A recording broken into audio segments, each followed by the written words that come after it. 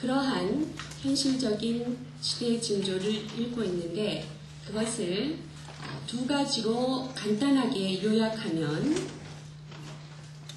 인류 역사상 경험하지 못한 빈부의 격차를 나타내고 있는 경제적인 문제로 축약할 수 있고 또 그러한 경제적인 문제로 인해 발생하는 생태계의 파괴 역시 인간의 생존을 불가능하게 할 만큼의 대단한 파괴력을 가지고 생태계가 파괴되고 있는 이러한 생명 현상을 두 가지로 우리 시대 하나님의 생명을 충만하게 못하는 그러한 중요한 시대의 징조로 읽고 있습니다.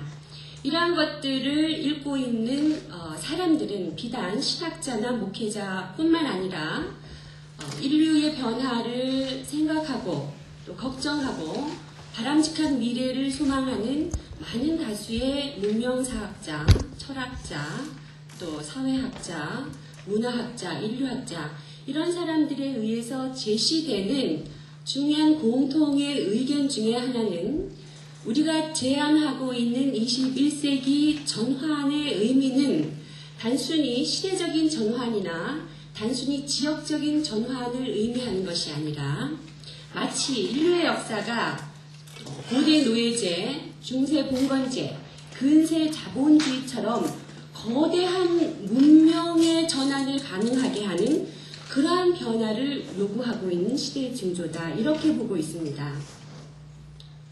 그래서 우리가 오늘 전환시대라고 하는 의미는 단순히 20세기에서 21세기로의 전환이라든지 단순히 1990년에서 2000년으로의 전환이 아니라 우리가 살아가고 있는 우리 역사적인 현장은 1999년과 2000년과 2001년을 살아내야 되는 밀레니엄 체인지, 새천년의 전화의 역사적인 한복판에서 단순한 세기의 전환이 아닌 그런 3, 400년, 100년 혹은 7, 800년 만에 한 번 올 수 있는 문명의 대전환을 요구하고 있는 그러한 시대의 징조들을 우리가 바르게 통찰해야 된다라고 하는 것들을 입을 모아서 이야기하고 있습니다. 그래서 많은 학자들이 21세기를 문명 전환의 시대이다 이렇게 정의하는 학자들이 있습니다. 특별히 칼빈이 살았던 시대에도 중세의 암흑기에서 근세로의 문명의 전환을 가능하게 하는 중세에서 근대로의 문명의 전환을 가능하게 하는 역사의 한복판에서 칼빈은 그 시대에 이미 캐톨릭 교회의 종탑이 하늘을 찌를 듯하고 웅장한 캐톨릭 교회의 건물이 지역 곳곳마다 서 있는 그 시대에 하나님의 살아있는 말씀을 되살리고 하나님의 살아있는 말씀이 교회의 전통보다도 교회의 권위보다도 교회는 어떠한 실수도 범하지 오류도 범하지 않는다라고 하는 교회의 절대성이 지배하는 그 중세의 암흑기에 하나님의 살아있는 말씀을 되살리게 하는 그래서 교회의 전통도 교회의 권위도 교회의 절대성도 다시 한번 하나님의 살아있는 말씀에 복종해야 된다라고 하는 역사상 그렇게 쉽게 나타나지 않는 역사의 전환을 일으키고 사회의 변화를 세계사적 수준에서 변화시키는 그러한 역사의 한복판에 선 개혁의 기수였다. 이렇게 볼 수 있습니다. 사실 그때의 상황과 지금의 상황은 컨텍스트가 많이 다릅니다만은 놀랍게도 우리는 한 세 가지로 켈빈이 살았던 시대와 지금 우리 21세기 문명의 전환을 가능하게 해야 정말 우리가 인류가 우주 공동체가 생명 공동체가 공생하고 다시 살 수 있는 그러한 문명의 전환과 문명의 새로운 대안들이 가능하다라고 하는 이런 시점에서 두 시대가 다름에도 불구하고 상당한 유사점을 한 세 가지로 추격해 볼 수 있습니다. 켈빈이 살았던 시대에 르네상스가 시작됐던 시대입니다. 인문주의가 시작되면서 종교성, 초월성, 다시 말해서 하나님의 자리가 위협을 받는 시대였습니다.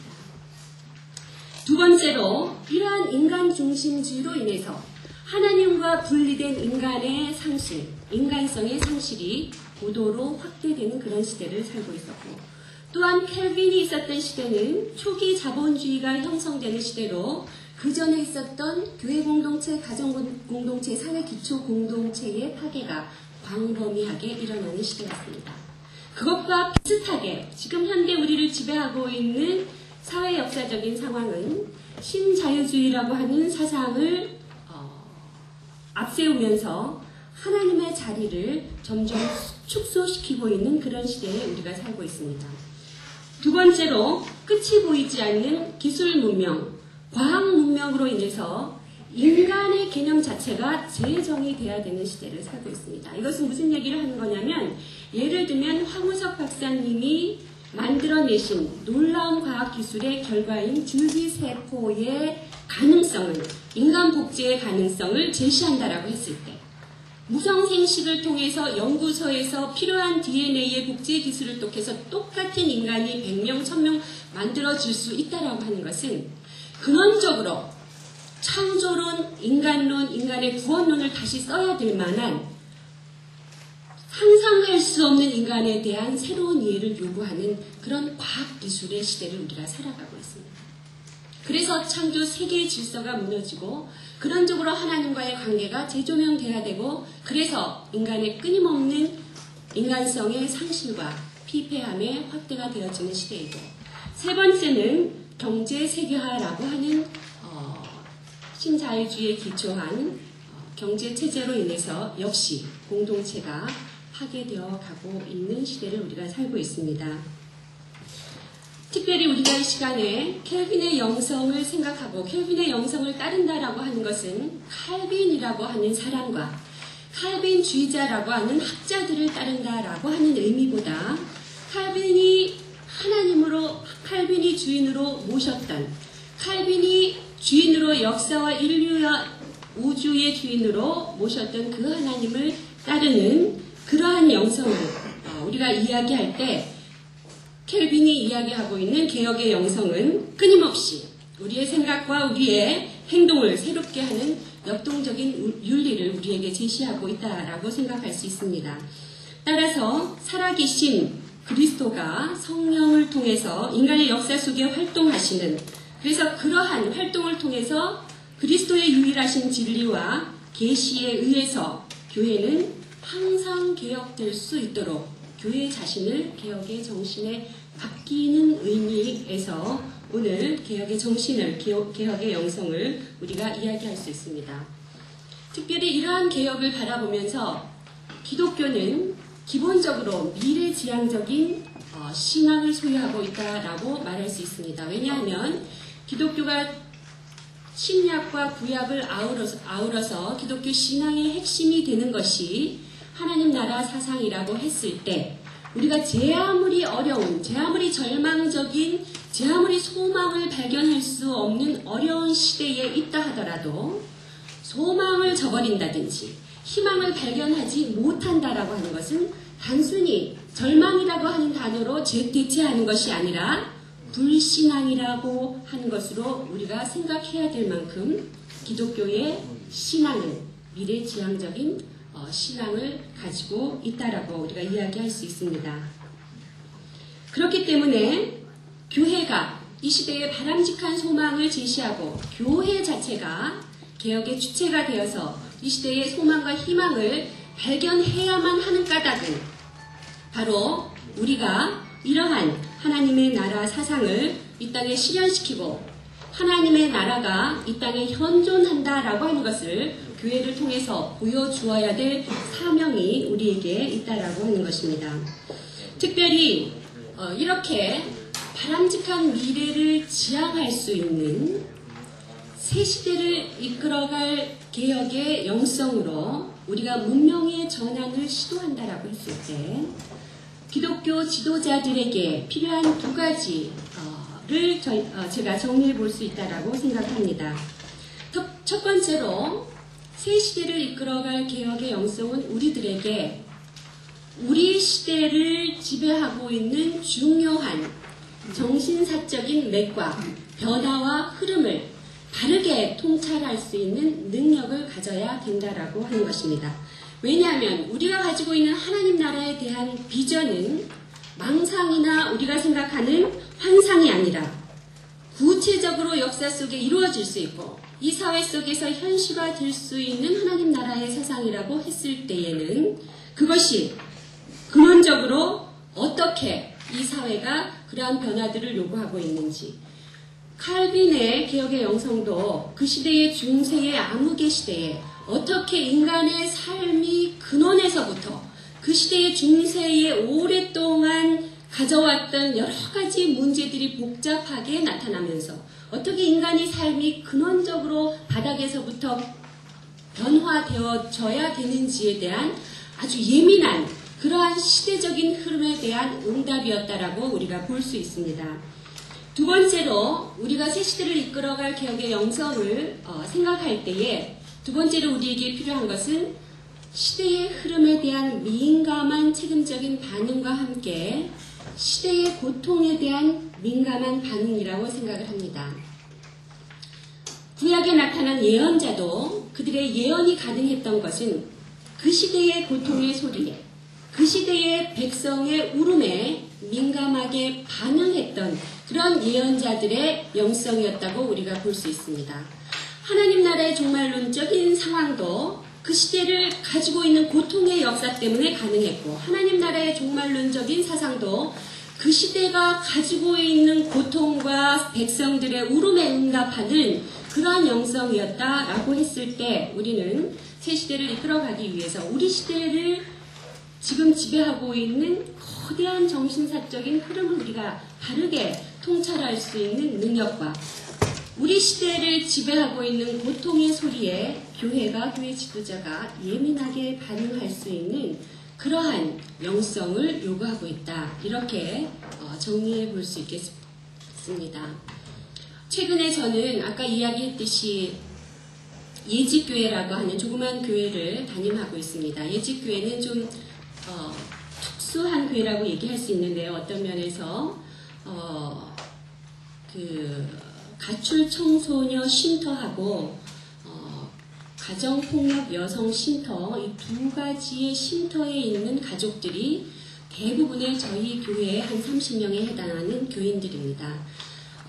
제가 그 교회를 담임하고 지난 4월부터 이제 한 6개월의 그 교회를 섬기고 있는데 굉장히 제가 도전을 받고 있는 것 중에 하나가 제가 그분들이 겪었던 인간의 고통이라고 하는 것은 하나님의 사랑을 가장 근원에서 공급받아야 할 부모로부터 하나님의 사랑을 가장 근원에서부터 깨닫고 배워야 할 부모로부터 인간에 대한 가장 기초적인 신뢰를 쌓아야 되는 가정에서 이 시간에 낱낱이 이야기하기가 너무너무 어렵고 힘들 만큼 극단적인 고통과 폭력을 경험한 사람들이 제가 목회의 선생님으로 모시고 있는 사람입니다.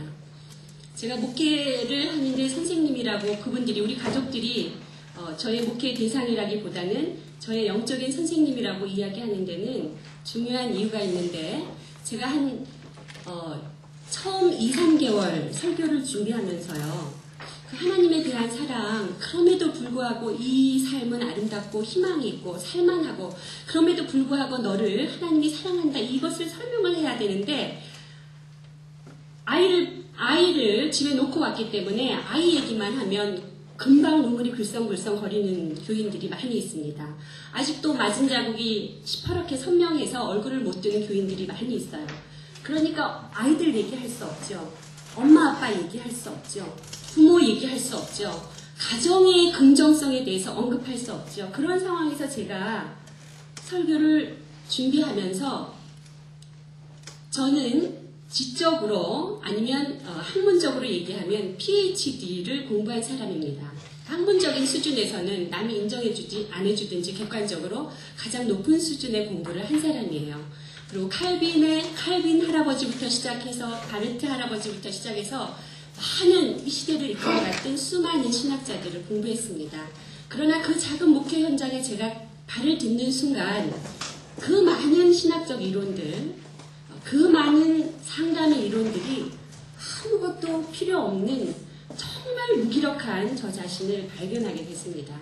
결론적으로 저는 거기에서 무엇을 배웠냐면 인간의 고통의 바닥에 내려가면 내려갈수록 인간은 하나님만을 부를 수밖에 없구나 라고 하는 큰 깨달음을 저에게 주었기 때문에 아직도 인간이 인간 중심주의적으로 이 세계를 어떻게 한다라고 생각할 수 있을 때 아직도 인간이 인간의 이성과 지식과 인간의 과학으로 인류의 행복을 장담한다라고 생각하는 것은 그만큼 그 이론이 인간의 고통으로부터 멀어져 있다라고 하는 것을 대언한다라고 생각할 수 있습니다. 제가 하나님의 절대성을 고백한 데에는 그만큼 고통의 현장으로 가까이 갔기 때문에 아무런 답이 없어요. 제가 해줄 게 정말 하나도 없습니다. 제가 그분들이 받은 부모님으로부터 받지 못한 사랑을 어떻게 제가 대신할 수 있습니까? 마지막으로 고백한 것은 하나님 당신이 일을 하시고 하나님 당신의 성령이 저들을 치유하시고 저를 보조로 도와주는 사람으로 써주십시오 라고 하는 고백이 매주일 저의 마음에서 일어나기 때문에 정말 제가 어떤 이 교수라고 하는 직함으로 오만할 수 있었던 또 가질 수 있었던 자신감 이런 것들이 굉장히 이렇게 해체가 되면서 마지막으로 하나님의 절대성과 그리스도의 역사하심을 의존할 수밖에 없는 그런 목회를 배우게 됐습니다. 그래서 제가 두 번째로 고통의 현장에 민감해야 된다. 교회가 가끔 저는 신학생들한테 그런 이야기를 듣습니다.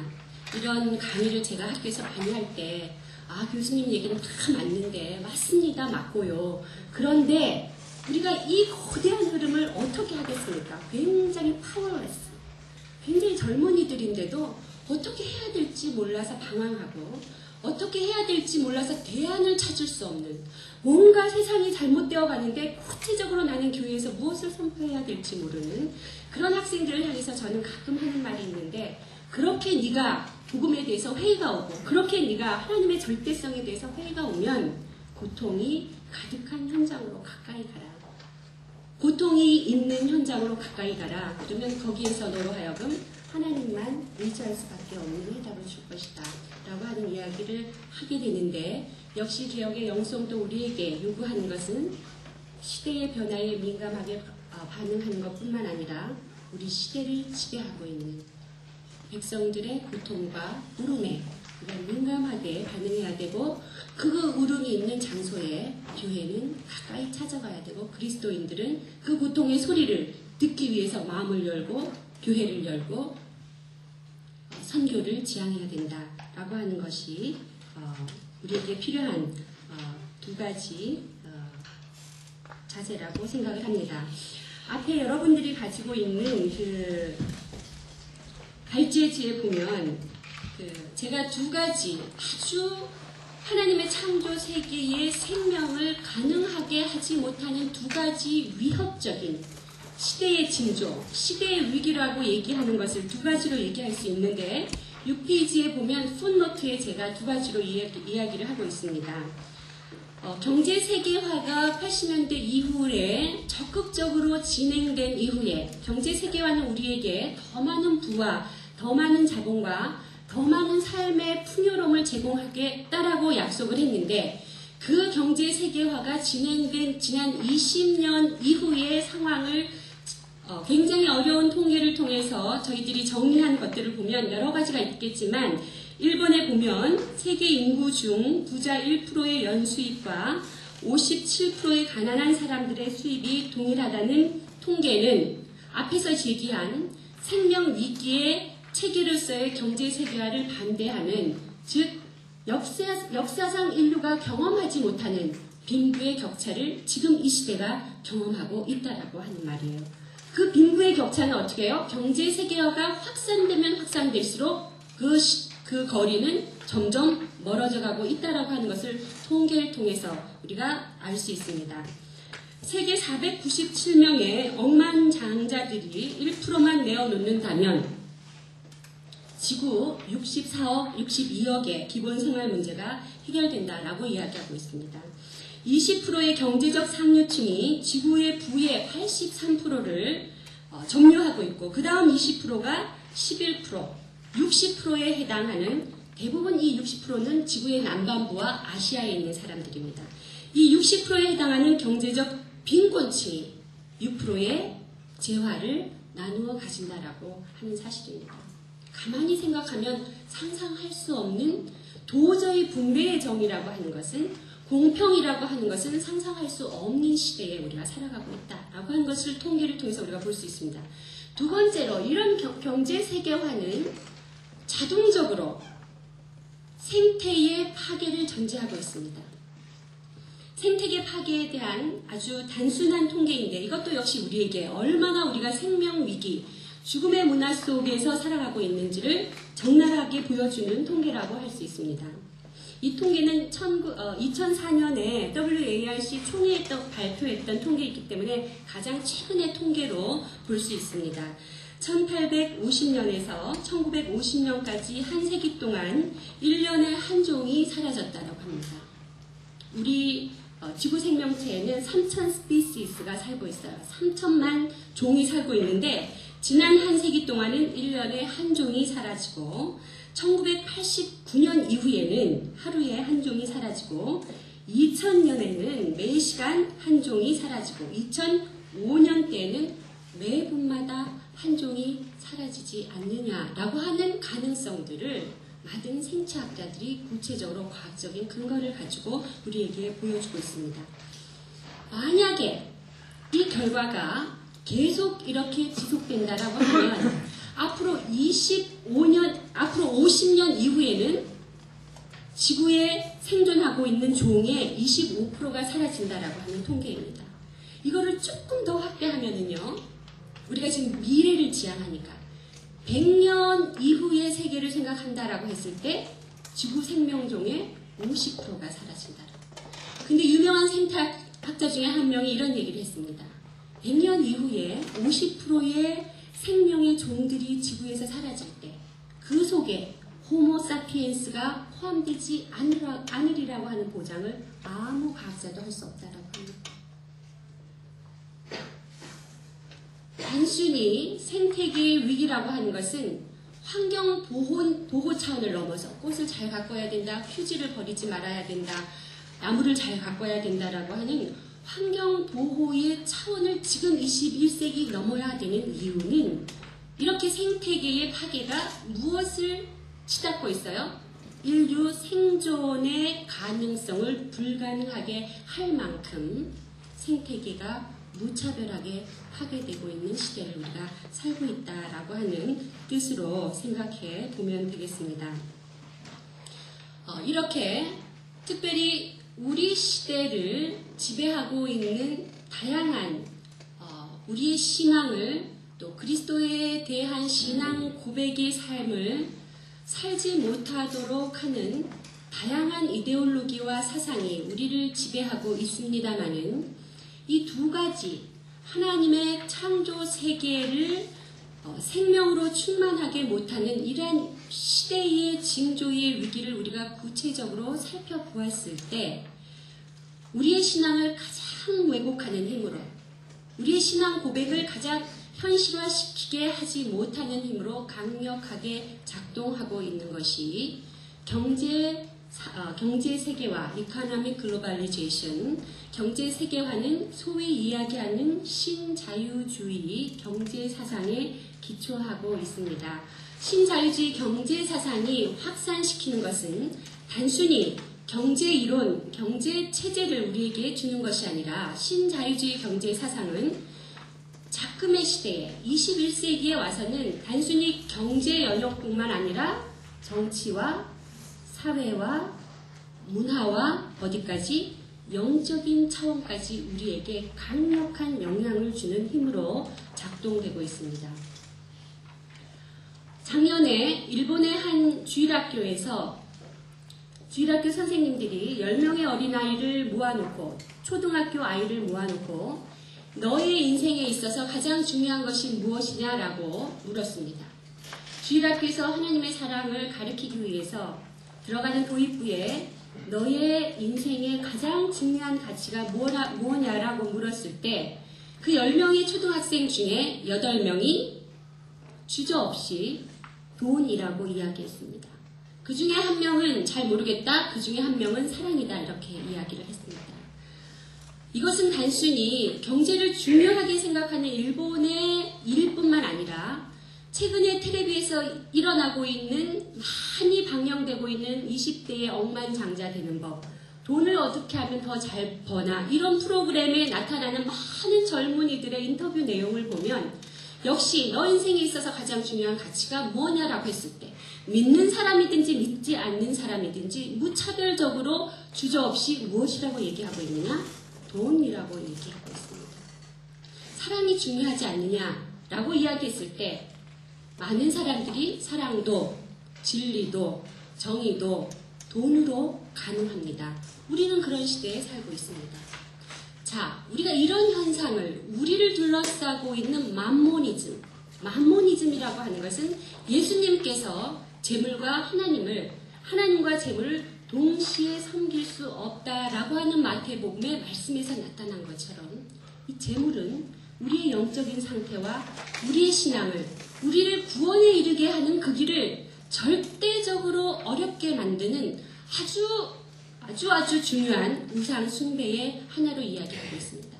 구약에서 이야기하는 아세라 신전에 해당하는 그러한 정도가 아니라 단순히 숭배의 대상이 아니라 그것을 우리의 삶과 우리의 윤리와 우리의 가치에 주저없이 적용시키고 행동하는, 그래도 아무런 신앙과 갈등을 일으키지 않는 이런 지배적인 사고로 우리에게 지금 다가오고 있다. 어떻게 세상이 이렇게 됐을까? 아무리 돈이 중요한 세상을 산다고 해도 어떻게 돈의 가치조차 모르는 초등학생이 주저없이 내 인생을 걸고 가야 되는 그 궁극적인 목표를 돈이라고 얘기할 수 있을까? 아무리 교육이 문제가 있고, 아무리 가정이 해체되고, 아무리 교회가 내외적으로 비판을 받는다 해도, 그럼에도 불구하고 우리의 부모님들은 어린아이들에게 돈이 중요하다고 가르치지 않습니다. 학교에서 아무리 공교육이 무너졌지만 학교에서 선생님들이 돈이 중요하다라고 아무도 얘기하지 않습니다. 교회에서 아직도 하나님의 사랑이 얼마나 절대적인지, 하나님의 주권과 하나님의 통치가 얼마나 강력한지 얘기하고 있습니다. 그러나 이 시대를 살아가고 있는 많은 젊은이들은 이미 내 인생을 책임질 것은 돈이다라고 하는 생각을 지배적으로 가지고 있다라고 하는 것입니다. 누가 가르쳤어요? 아무도 얘기하지 않는데 아이들은 어떻게 알았을까요? 초등학교 1, 2학년 학생이 돈이 내 인생을 걸고 가야 되는 것이다 라고 하는 궁극적인 목표를 어떻게 정했을까요? 경제 세계화라고 하는 신자유주의 사상은 총뿌리를 겨누고 우리에게 오지 않습니다. 무지막지한 법칙을 들이대고 우리에게 오지 않아요. 경제 세계화라고 하는 신자유주의는 정치, 경제뿐만 아니라 사회, 문화, 특별히 문화적인 형식을 통해서 우리에게 다가오고 있습니다. 아이들이 돈이 최고다라고 하는 것은 어디에서 배웠느냐? 대부분 어디에서 배웠어요? 텔레비 광고, 영화, 잡지, 동화, 책, 라디오, TV 광고, 이런 데에서 모든 문화적인 메시지가 계속 주입하고 있는 것은 뭐예요? 크레딧 카드 선전 한번 보세요. 인생을 즐겁게 하고 네 인생을 보장할 수 있는 단 한 가지는 뭐예요? 크레딧 카드다. 그 크레딧 카드가 있으면 인생은 즐겨라 이렇게 살 수 있다라고. 그렇게 우리를 지배하고 있는 이런 문화적인 형식은요, 총뿌리를 들이대고 있는 그러한 억압의 형태로 다가오지 않지만 어느 틈의 공기처럼 우리의 정신을 갉아먹고 어느 틈의 공기처럼 내 정신을 혼탁하게 만들어서 내가 누구를 섬기는지 모르고 살아가게 한다라고 하는 것입니다. 우리는 한국교회가 이러한 돈의 위협에서부터, 이러한 돈의 숭배를 이야기하고 있는 신자유주의 사상으로부터 자유로울 수 있습니다. 돈 때문에 많은 교회들이 교회를 문을 닫는다라고, 교회를 그만두는 경우가 있고, 돈 때문에 교회가 분열되고 돈 때문에 교회가 분쟁이 일어나고, 돈 때문에 목회 철학이 이렇게 저렇게 수정되기도 하고, 돈 때문에 선교 정책이 변화되기도 하고, 우리는 이 자리에서 우리를 지배하고 있는, 저항할 수 없는 다양한 정치, 경제, 사회의 형식뿐만 아니라 다양한 우리를 둘러싸고 있는 모든 문화적인 형식을 통해서 우리에게 주입시키고 있는 돈의 숭배 사상, 이 맘모니즘으로부터 우리는 얼마나 영적으로 정신을 차리고 깨어서 정말 시대적인 예언자적인 사명을 감당하고 있느냐라고 스스로 반문할 수 있다라고 생각을 합니다. 특별히 이러한 시대에 작년에 제24차 개혁교회 총회가 아프리카에서 열렸습니다. 모두에게 충만한 생명을 이라고 하는 제목으로 아프리카에서 열렸는데요. 그 아프리카의 상황이라고 하는 것은 생명이라고 하는 말을 입에 담기가 어려울 정도로 죽음이 지배하는 그러한 대륙이었다라고 기억하고 있습니다. 정말로 그 남성 성인의 평균 수명이 37세라고 하는 통계가 있습니다. 물론 거기에는 에이즈라고 하는 병이 굉장히 심각하고 중요한 요인이 됐습니다만은 어떻게 평균 수명이 다른 나라에서 80, 90으로 늘어나고 있는데 아프리카 대륙은 37세라고 하는 상상할 수 없는 그런 숫자로 생명이 단축되고 있을까요? 정말 목회를 하기가 아프리카에서 온 많은 목사님들이 목회할 시간이 없을 정도로 하도 장례식을 많이 치르다 보니까 복음 전하고 전도할 시간이 없을 정도로 끊임없이 죽어나가는 애기고 어른이고 할머니고 무차별적으로 에이즈의 환자로 죽어가고 있는 이러한 상황을 죽음이 지배하고 있는 대륙의 현장의 한복판에서 개혁교회의 대표단들 220 나라에서 110교회 구단에서 75만의 개혁교회 성도들을 대표하는 450명의 개혁교회 총대들과 500여 명에 관하는 참관인들 1000여 명이 모여서 어떻게 이런 죽음이 지배하는 역사의 한가운데서 예수님이 말씀하신 생명의 충만함을 우리가 고백할 수 있을까를 심각하게 고민하게 되었습니다.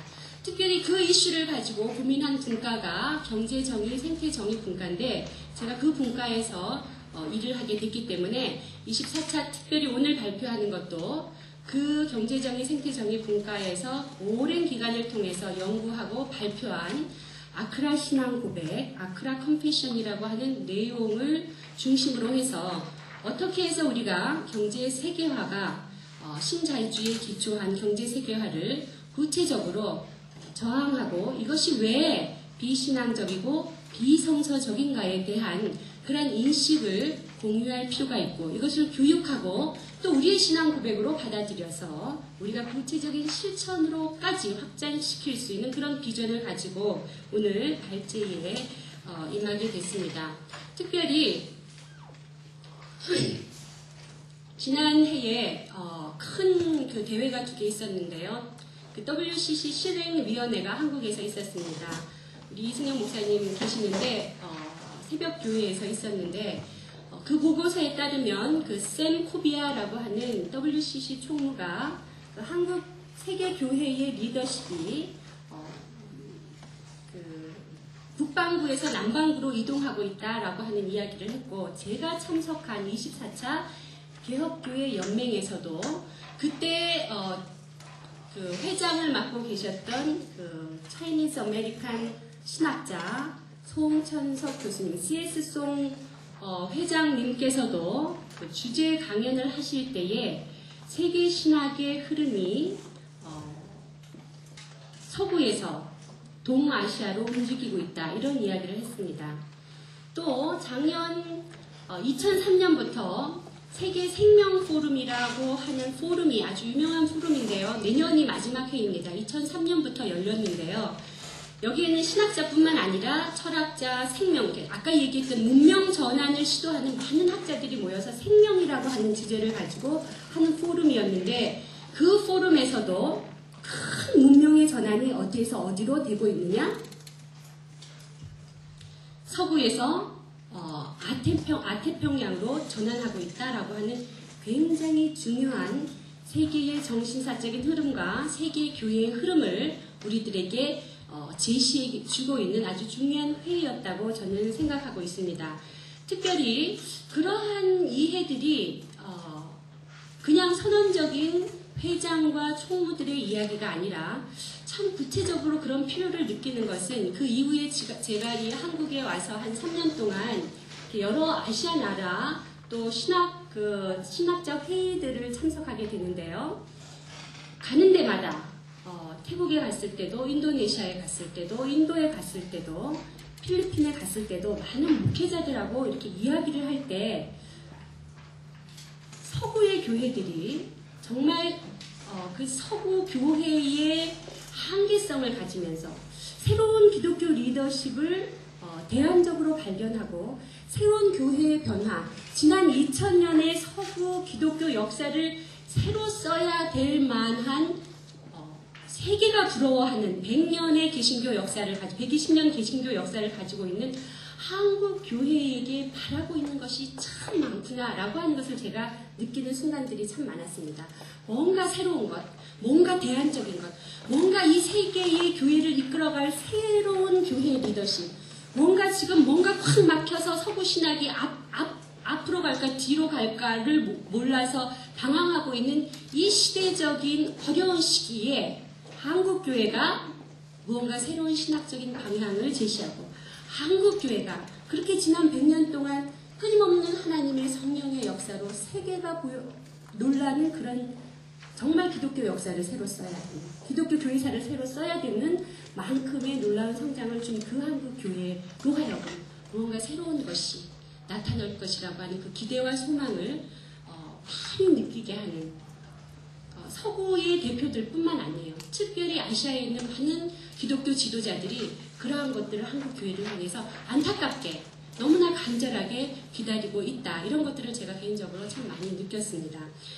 그래서 이러한 상황에서 특별히 24차 총회에는 이러한 생명을 불가능하게 하고 근원적으로 개혁 명성이 칼빈이 주장했던 교회의 권위와 교회의 전통과 교회의 절대성을 비판하면서까지도 살아있는 하나님의 말씀, 살아있는 하나님의 통치와 집권을 이 땅에 실현시키고자 하는 그런 개혁의 영성을 가장 구체적으로, 가장 광범위하게, 가장 세계적인 차원에서 어렵게 하고 있는 힘의 세력이 무엇이다?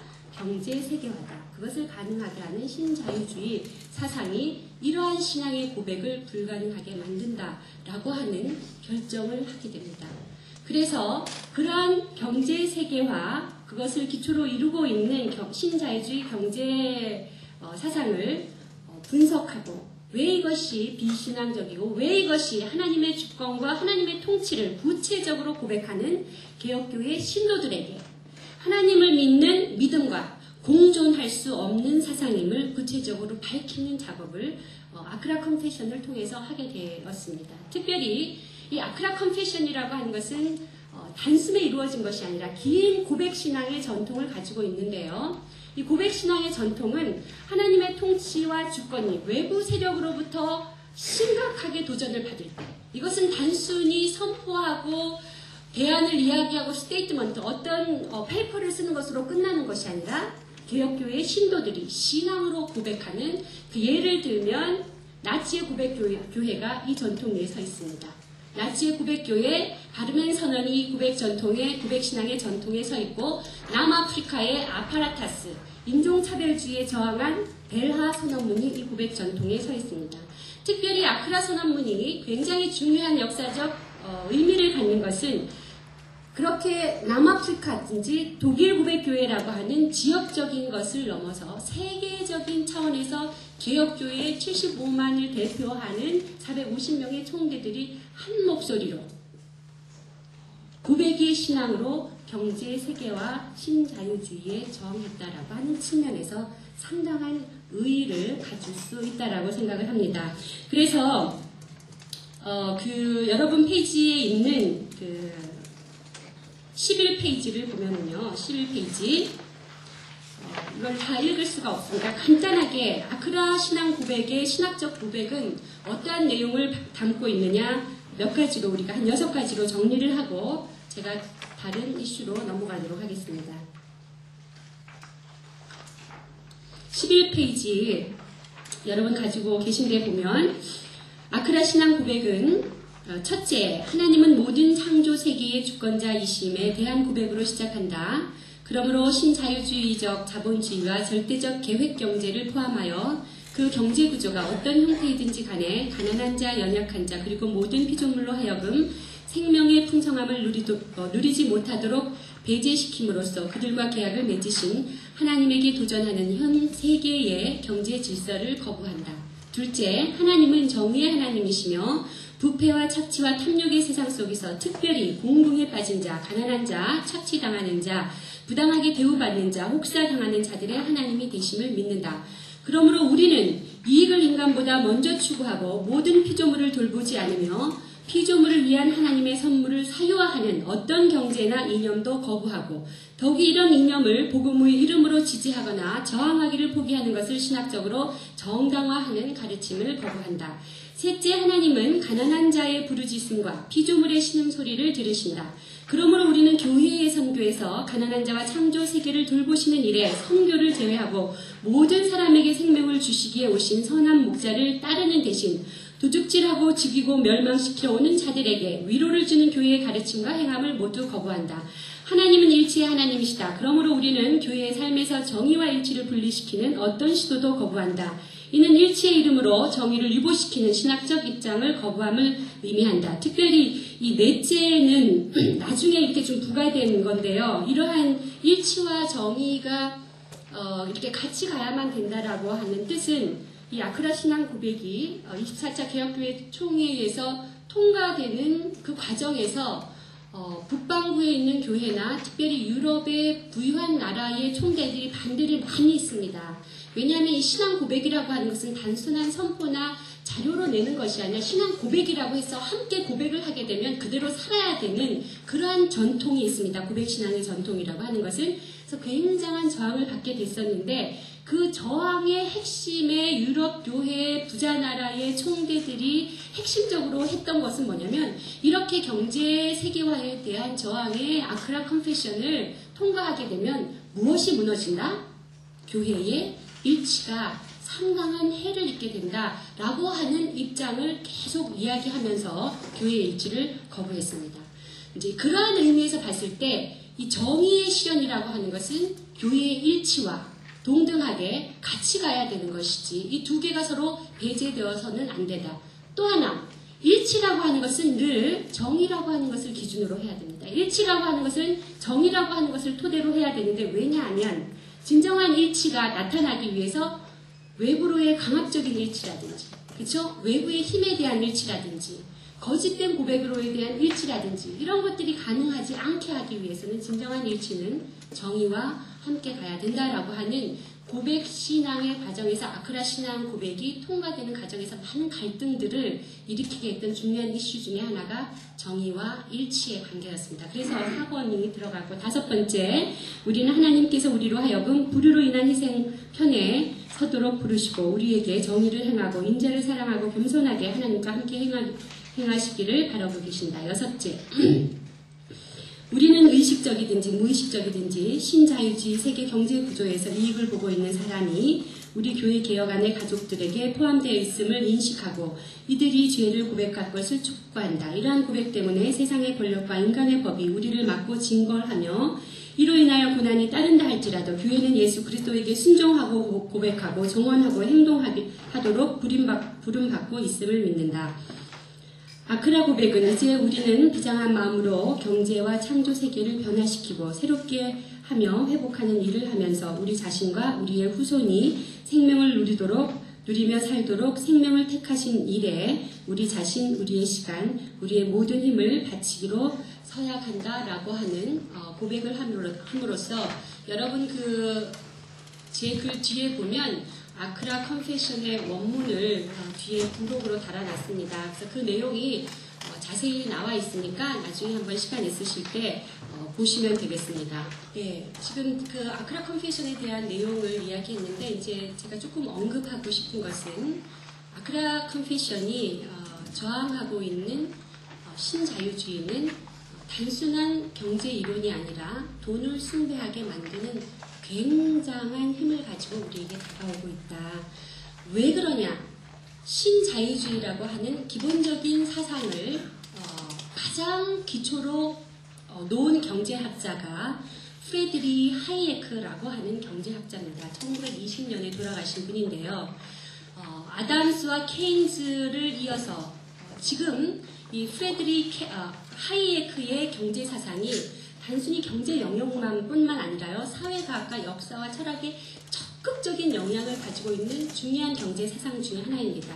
이 하이에크가 이야기하고 있는 경제 사상의 핵심은 뭐냐면, 이 사회를 이끌어가고 있는 이 하이에크의 경제 사상의 핵심은 문화 진화론에 터하고 있는데요. 이 하이에크가 이야기하고 있는 것은 뭐냐면 시장이 가장 중요한 개념인데, 여기에는 어떠한 규제나 통제로 필요로 하지 않고, 시장은 시장의 운명을 결정하고 시장은 시장의 방향을 스스로 결정하는 완전한 자유방임적인 경제 사상을 가지고 있습니다.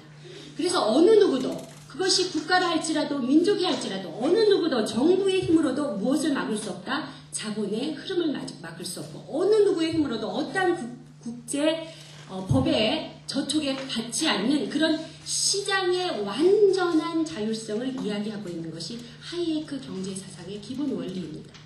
그렇다고 한다면 하나님 나라의 소망을 가지고 있는 우리들이 시장 경제 체제 이외에는 대안이 없다라고 하는 사상을 전 세계적으로 확산시키고 있는 이 이데올로기를, 이 경제사상을 어떻게 신앙적으로 고백할 수 있는, 근원에서부터 우리의 신앙과 병합할 수 없는 그런 사상적인 특징을 가지고 있습니다.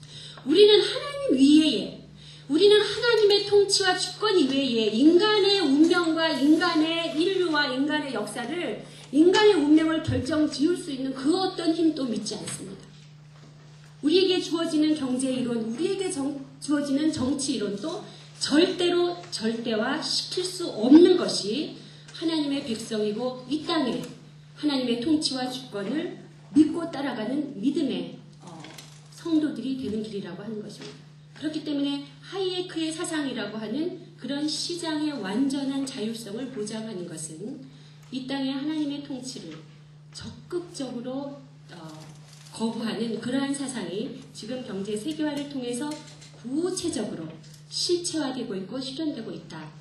신자유주의는 자유주의라고 하는 사상에서 발전된 거라고 얘기할 수 있죠. 자유주의는 인간의 개인의 자유를 보장해야 되고, 사유재산의 자유를 보장해야 되고, 국가의 기능을 사유재산과 인간의 자유를 보장하는 데에 제한시켜야 된다 라고 하는 것이 17세기에서 19세기 풍미했던, 유럽에 풍미했던 자유주의 경제 사상입니다. 거기에 신이라고 붙었던 것은 두 개가 더 붙는 거예요. 신자유주의는 거기에 두 개가 더 붙는데, 두 개는 뭐냐면 사회 정의의 개념, 사회 공동체의 개념, 자본과 재화와 물질의 사회적인 책임의 개념이 배제되고 있습니다. 네 번째로는 시장 경제 체제 이외에는 대안이 없다. There is no alternative. 이거는 뭐냐면 대처리즘이라고 하는 대처와 그 다음에 레이거노믹스라고 하는 레이건의 정상회담을 통해서 구체적으로 그동안 지속적으로 의도적으로 준비해왔던 경제 세계화를 신자유주의에 입각해서 이제 구체적으로 남미와 아프리카, 아시아에 확산시키고자 하는데 아주 중요한 정상회담이 바로 레이건과 대처의 정상회담인데, 거기서 얘기했던 중요한 단어가 There is no alternative. 자본주의 경제, 시장 경제 체제 이외에는 대안이 없다. 아까 앞에서 얘기했듯이 우리는 하나님 나라 사상을 거부하고, 우리는 이 땅의 하나님의 통치와 주권을 거부하고, 우리는 이 땅에서 하나님 나라의 현존이 불가능하다라고 하는 어떠한 부정적인 생각, 어떠한 절망에 저항해야 되는, 교회가 이 땅의 희망으로서의 본질을, 교회의 본질을 감당하는 것은 바로 그런 하나님 나라 사상을 대언할 수 있고 그런 예수의 사상을 대언할 수 있는 구체적인 세상의 마지막 남은 단 하나의 빛이 되어야 된다라고 하는 것으로 우리가 정리할 수 있습니다. 특별히 오늘 개혁 488주년 개혁 칼빈의 개혁의 정신을 기리고 기념하면서 칼빈 이야기를 해야 되는데 시간이 다 갔습니다만은 몇 가지로 정리를 하면은요.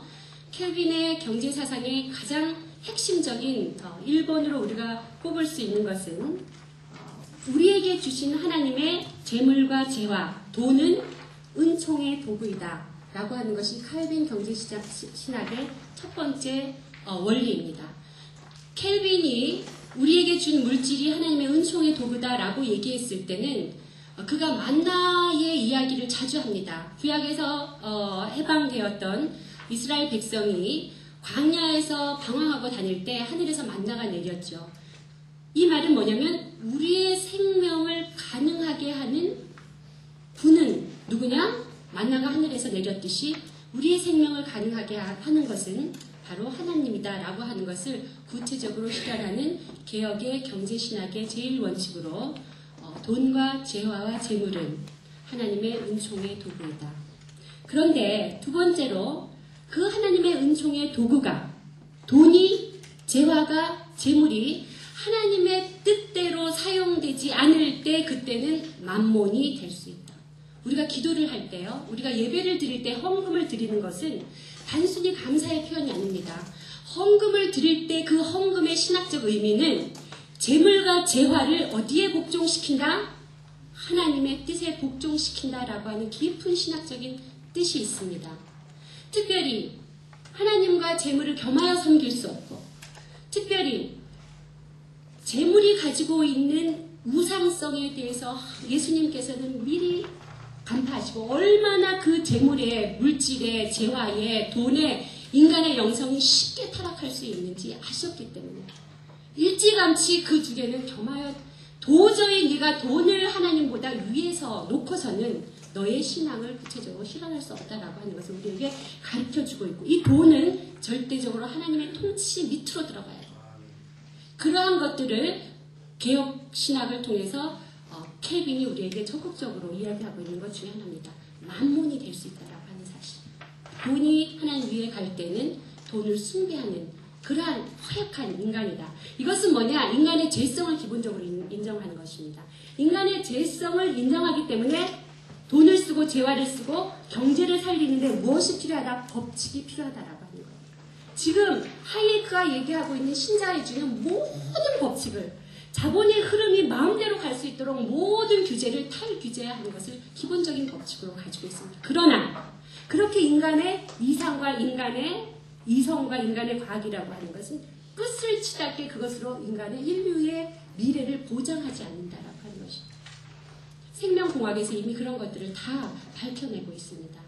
그래서 만몬이 될 수 있음과 동시에 인간의 죄성 때문에 본질적인 죄성 때문에 재화와 물질을 다루는 경제는 법칙이 있어야 된다. 그게 뭐예요? 이코노미 할 때 에콜로지의 이코하고 이코노미의 이코는 둘 다 오이쿠스의 줄임말입니다. 이 오이쿠스는 우리나라 말로 쉽게 얘기하면 살림이에요. 살림은 무슨 뜻이에요? 생명을 살리는 거죠. 그쵸? 이코노미도 마찬가지고 이칼러지도 마찬가지고 노무스라고 하는 법칙이 되는 거예요. 생명을 살리는 법칙이 뭐다? 경제다 이런 거예요. 이익을 창출하고 이익을 집중하고 부를 집중하는 것이 경제가 아니라 성서에서 이야기하고 있는 경제는 개혁 영성의 지지를 받고 있는 켈빈의 경제신학은 인간의 죄성 때문에 경제는 법칙이 필요하고 규제가 필요하다라고 하는 거예요. 세 번째, 네 번째, 다섯 번째 계속 있습니다만은 핵심적인 것만 정리하면 켈빈이 얘기하는 경제신학의 핵심적인 법칙은 뭐예요? 가난한 자와의 연대를 굉장히 중요하게 생각합니다. 켈빈은 가난한 자와 연대를 굉장히 중요하게 생각하는데 어떤 것에서 볼 수 있냐면 켈빈은 가난한 자와 부자에게 하나님이 이미 예정하신 중요한 영적인 사명이 있는데 가난한 자의 영적인 사명은 뭐냐면 부자들의 이웃이 되어서 부자로 하여금 그 재물에 종속되지 않고 부자로 하여금 그 재물을 나누어 쓰게 만들어서 구원의 길에 이르게 하도록 하는 영적인 사명을 가난한 사람이 가지고 있는 거예요. 지금 아프리카에서 1년에 그저 먹을 것이 없어서 죽어가는 사람이 24,000명인데 그러면 그것은 하나님의 은총이 거기에 이루지 못하고 있는 것입니다. 하나님의 은총은 북반구의 부자 나라에 집중되고 있는 것입니다. 하나님의 은총은 그렇게 인간이 마음대로 규정할 수 있는 것입니다.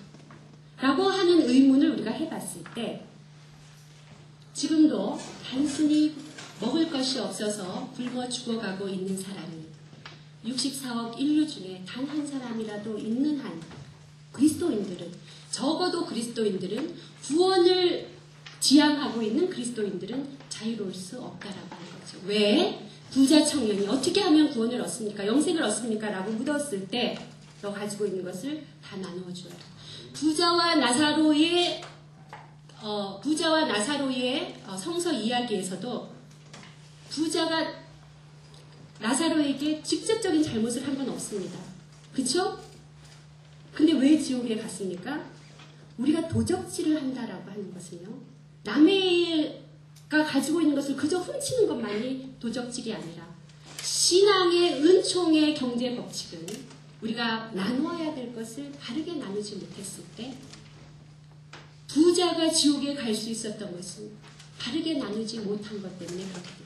어떻게 다 병자와 튼튼한 사람이 다 똑같이 일할 수 없고 재화는 어떤 부분에 집중될 수 없는데 어떻게 은총의 도구로 많이 거둔 자도 모자라지 않고 적게 거둔 자도 부족하지 않는 것이 생기냐. 이것이 바로 켈빈이 얘기하는 분배의 정의의 법칙을 통해서 가능하고 가난한 자와 연대를 통해서 가능하고 우리가 가난한 자 친화적인 경제를 이야기하지 않으면 예를 들면 우리가 나만의 물질과 재화를 이야기하면 그 물질은 나의 축복. 예를 들면 교회에서 이야기하기 때문에 물질의 풍요로움은 축복의 상징이 되었을 때 그것은 쉽게 기복신앙으로 전환될 수 있습니다. 그러나 우리가 우리의 물질과 재화를 칼빈의 경제 사상에 기초했을 때 늘 이웃과의 친화적인 이웃과의 연대라고 하는 것을 기본적으로 제시하고 있을 때 우리의 부는 어떻게 해요?